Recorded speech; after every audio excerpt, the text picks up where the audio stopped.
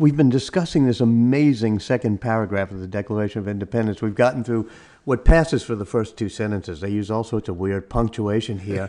And now they're going on to say that whenever any form of government becomes destructive of these ends, it's the right of the people to alter or abolish it and to institute new government, laying its foundation on such principles as organizing its powers in such forms as to them shall seem most likely to affect their safety and happiness. And just to make sure, because they're writing in a very they get a bit ornate in this ornate. That's they added that first sentence a whole lot, so it's very clear. But this sentence is a little bit ornate. But when they write that whenever any form of government becomes destructive of these ends, they're talking again of the life, liberty, and the pursuit of happiness. Right. In other words, if you have a king who's taken away people's life, liberty, and the pursuit of happiness.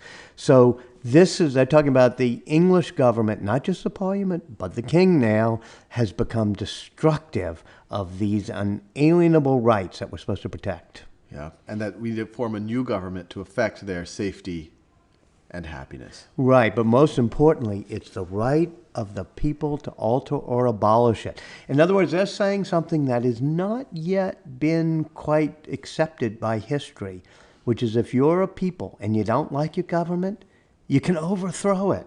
We hadn't had that many revolutions, in the past 200 years leading up to that. And this is the beginning of an age of revolution where people say, oh yeah, we have the right to abolish our government. Whoa, that's a holy cow. And it's the people doing it, not another king, not another ruler. That's right. Most of history, is other kings.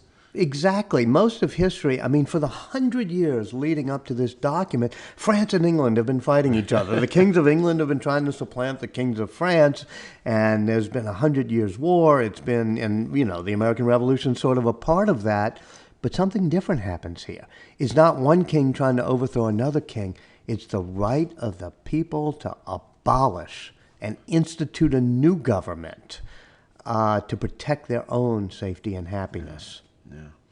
The next sentence, prudence indeed will dictate that governments long established should not be changed for light and transient causes.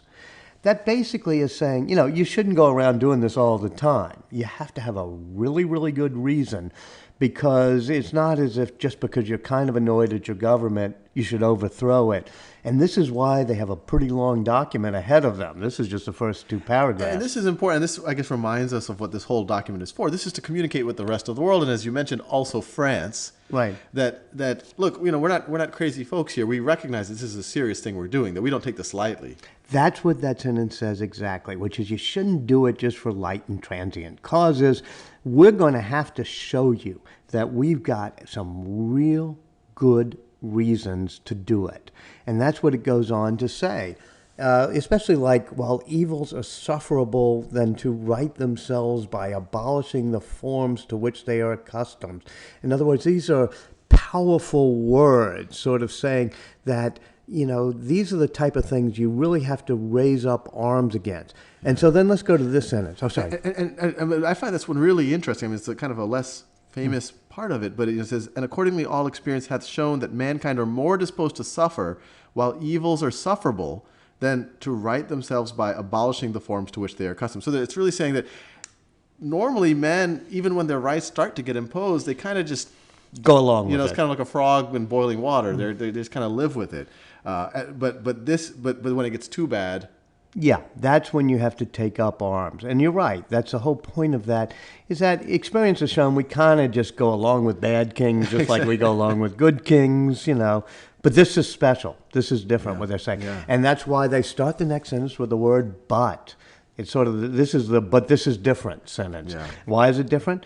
But when a long train of abuses and usurpations means, hey, they're taking away our powers. Yeah. Pursuing invariably the same object evinces a desire to reduce them under absolute despotism. In other words, what's happened is the king and his parliament have decided to reduce it so that they have all the powers. Mm-hmm. They're taxing without our consent. They're doing all sorts of things. They're quartering troops in our homes.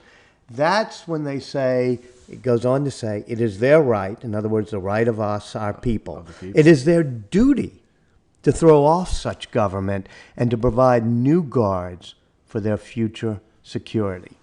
Now, I mean, think about that. How often had that been happening before? Yeah, yeah, especially for the people to do it. Right. I mean, we very rarely have had a people-led rebellion to say, you've usurped, these usurpations, you've usurped our rights. There's been a long train of abuses, and you've reduced us to absolute despotism.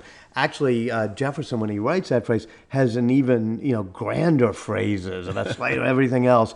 And Franklin says, I think we're going a bit overboard here. Let's just say reduce them under absolute despotism, which means you've taken away all of our rights. You've become a despot. Yeah. Then, he goes on to say, such has been the patient sufferance of these colonies. In other words, we've been pretty patient up to now. You put on a tea tax, you put on a paper tax, you put on a stamp act. You haven't, taxation without representation. You haven't allowed us to be part of the parliament voting on our own taxes. So we've been pretty patient of these things. And such is now the necessity which constrains them, meaning constrains us, the people of the United States, to alter their former systems of government. And now is when they set up what is going to be the rest of the document. They attack the king. The history of the present king of Great Britain, there we have him up there, George III, there he is, looking kind of nice, like he's not well the worst of all. I might get some bows myself. That right, nice right. But he looks definitely like a royal person.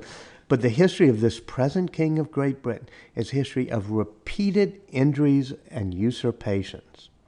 They all having in direct object the establishment of an absolute tyranny over these states. Now, you know what? I think they were overstating it a bit. I mean, I'm not trying to be kind to King George here, but what they did is they taxed the tea. They taxed the stamp. They were using the tax revenues to help support the colonies. I think Parliament felt that, well, you could argue a little bit that we're taxing without getting your consent, but I think they would say, hey, wait, absolute tyranny, injuries, repeated injuries and usurpations, they're going too far. And there was a lot of people, at least half the people in the colonies then, kind of agreed with the English. They were still loyal. And so what they do, Jefferson, Franklin, and Adams, and the people writing this, is they say, we're going to have to show you why we're using this strong language. It's a wonderful sentence to me. To prove this, let facts be submitted to a candid world. That's what this declaration is. We are going to give you all the facts and try to prove it's been absolute tyranny that we've been suffering. And they worked themselves up into convincing themselves and probably the rest of history. And to be fair to them, probably in 1774 or even March of 1775, they might have felt like that. But now there was bloodshed now. Right. And so people had been killed. And now, of course, people are definitely going to be much more passionate about the situation. I guess you could, sense it in your own sense of history. Once people start fighting, they get themselves a bit worked up. I could absolutely, and it's British troops on American soil. It's American families, American fathers who are dying, and that's how they. I could imagine they would start to see these things. Right. It starts to get out of hand without their intention. The Continental Congress didn't declare war back in 1775. You have a bunch of militia people in Lexington and Concord getting all riled up by Paul Revere because the British are coming to take some of the munitions out of the arsenals in Lexington and Concord. So he's writing and saying the British are coming, and then the militiamen come out.